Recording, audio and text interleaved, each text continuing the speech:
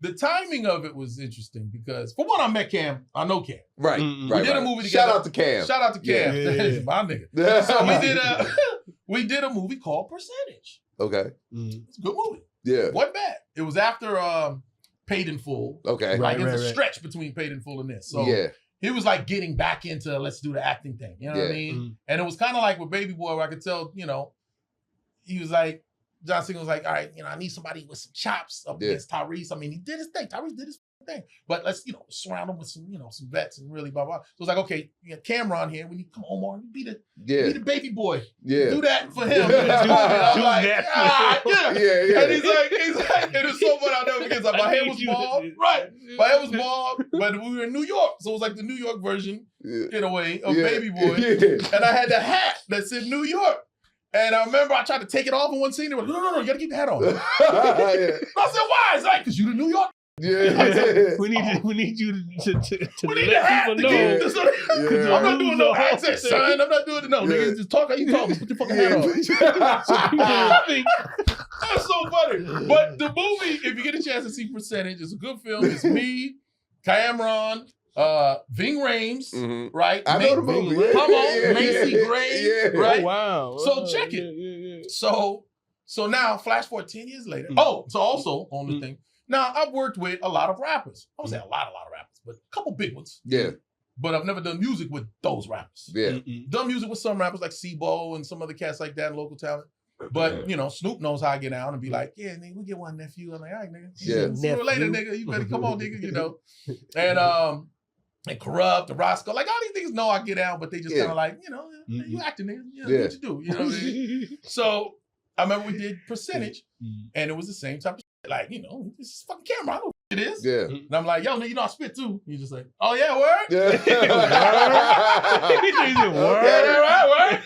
You gonna go over these lines, nigga? Right. I was like, let me send you something. He's like, yeah, I sent it, nigga. So I sent it to him. That's it. Next day at work, he goes, yo, I heard your music. I was shocked. Yeah.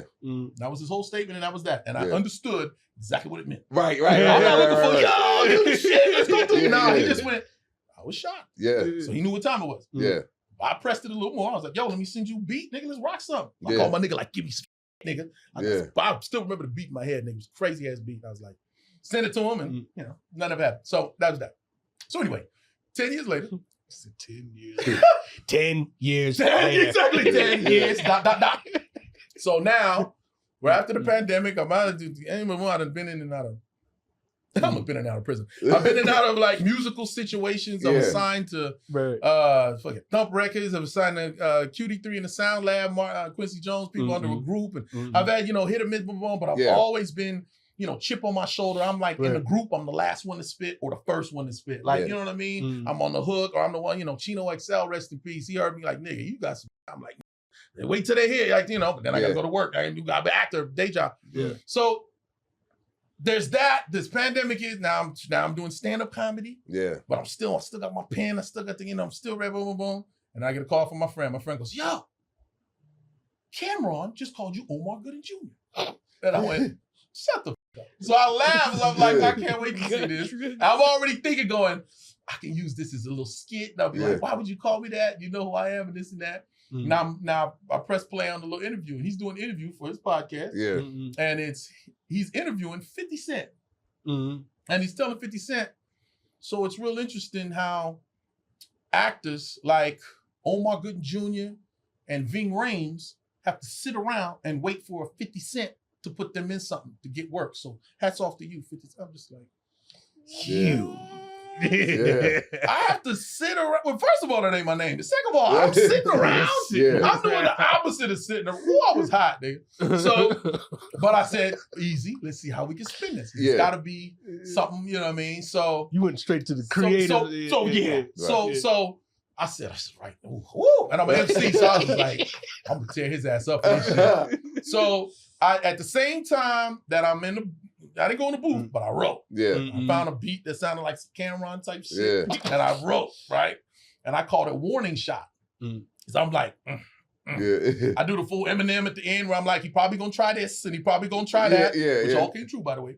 And I said, he gonna clown this, he gonna probably go after that and this and that. And now, Now give me some, you know what I mean? But anyway, I wrote it. And then I went to the internet and I said, hey, so I played the clip and I said, y'all think I should feel some kind of way for this nigga calling me Omar Jr.? Half the comments was like, nah, nigga, this is New York shit. Knock it off. Calm down. Don't be sensitive. That's a Harlem. The other half went, that nigga know your name. That nigga know better. Get him. Oh, get him. Right? And I did an interview for Real Life Street Stars and we talking about it. And they asked me about it and I was like, yeah. And I wrote 2. You know, I wrote 2. And they was like, okay, where they at? I was like, say less. I got home from there and I went straight in the booth. First one was the warning shot one. Second one was a little disrespectful. It was the one you just have just in case. I'm gonna throw this one at you. Then I'm gonna bring the haymaker. So I just kept it. And so I put the first one out and it went crazy. It went crazy. Everybody that was responding, like, now, again, we had to sit and talk for about an hour for y'all to say, okay, he's actually been doing hip hop for a while. And I really get into my whole hip hop. Maybe next interview or so forth. I know we in it. But anyway, so the first one, I have been doing music. I've know a lot of people in the industry just behind the scenes and underground, and I've competed on stages and doing hip hop, blah, blah, blah, blah. Never had a hip hop magazine write up about me ever. Wow. I've been on Smart Guy doing the intro. I've been rapping on a lot of sitcoms. You know what I mean? Like, you know, he raps. It's got to be, you know. But, and I'll be honest with y'all. There's definitely levels to my hip hop growth, right? I started as, seriously, believe it sounds funny enough, battle rapper. Aggressive rapping out on the streets. I'm out, what this acting ass, what? Give me a beat there and watch this. Oh, we snap, freestyle, your shoes, your hat, your forehead. I'm snapping on it. They're like, damn, you know, and this is what we would do. So you get into this point where I'm doing this song and I've never got no recognition, but all the double XL, hip hop magazine, blah, blah, blah, blah. This shit went nuts.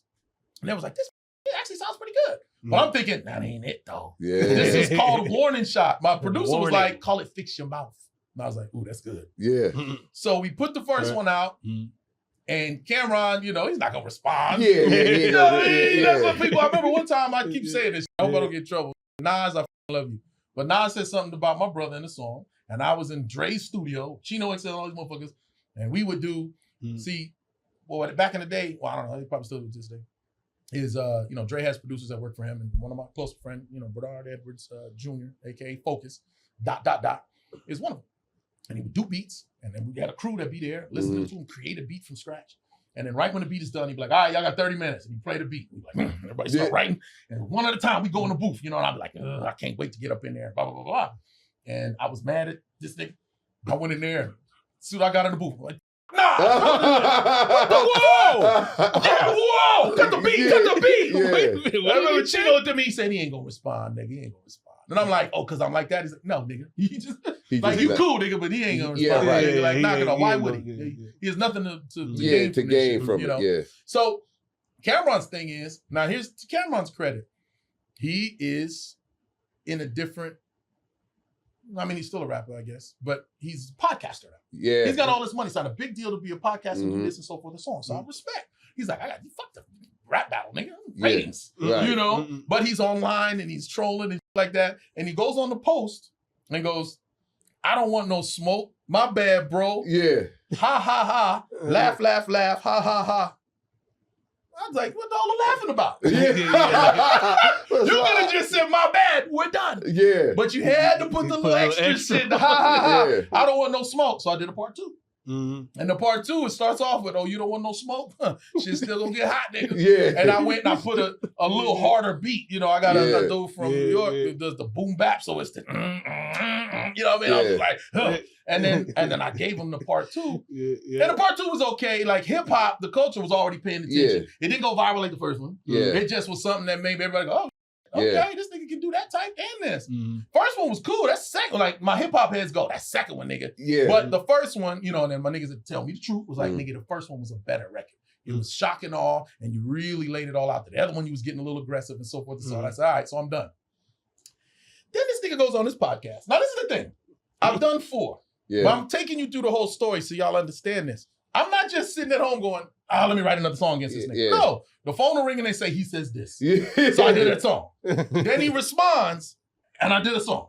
I thought it was that. A couple months later, They're like, oh, he's back at it. I'm like, what? I'm on the West Coast, so shit happens on the East Coast. Right. He's calling me early in the morning. Yo, look, this did this shit.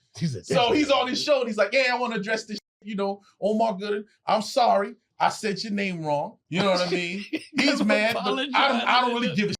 And then he's doing the whole camera out there like, but let's talk about it. I said his name, this and that. And then they go, he's got the people that work with him in his podcast, and they're just like, yeah, so Omar Gooding Jr. is mad at you. He goes, see? Now he probably gonna write a diss record against you. You said his name just like I did. Right. But, whatever. And then it's always on the side, right? He goes, yeah, he's got a comedy show out in Bakersfield. Yeah. So he goes, oh yeah, that's what he does now. He does, check this out. He goes, yeah, he does bowling alleys, barbershop. Damn. They just start adding all the extra. I hollered laughing at that shit, right? I hollered laughing, and I took my camera up, and I was like, that was pretty funny. Right. I said, good shot. And I said, they'll watch your show and this and that and the third. And I said, good luck with your dick pills. You got your advertisements and this and that. I threw a couple of jabs and I let it be. Yeah. And then he did, I kind of was just done with that. Right? Yeah. And then he went and did one of them freestyles that he does. Every time he does one, I'm like this. Huh? Yeah. He's like, I'll take it out. Just say something. Yeah. And he just said something real. He said, because he was beefing with Melo Ball and me. So he said something about Melo Ball. He couldn't play for the Celtics or some shit. And he said, and Omar Gooding, don't mention me because I ain't getting booked in bowling alleys or dispensaries. Yeah. Damn. And I wrote a part 3. Right. Now, the thing about the part 3 was I start off by saying West Coast because I'm a West Coast guy, just what it is. My parents were born in Harlem, brother and then born in the Bronx, and then they moved out here. So I feel like I got East Coast in me. Right. That's my parents were, But I was just born and raised out here. So I'm Westy as fuck. I would say West. You know what I mean? So I start off the record and I'm like, West Coast. And I think it got weird. Okay. People were listening to that going, oh, you trying to start some East-West shit? I was like, fuck no. I'm not, nah, nigga. Yeah. So I actually took this record down. Okay.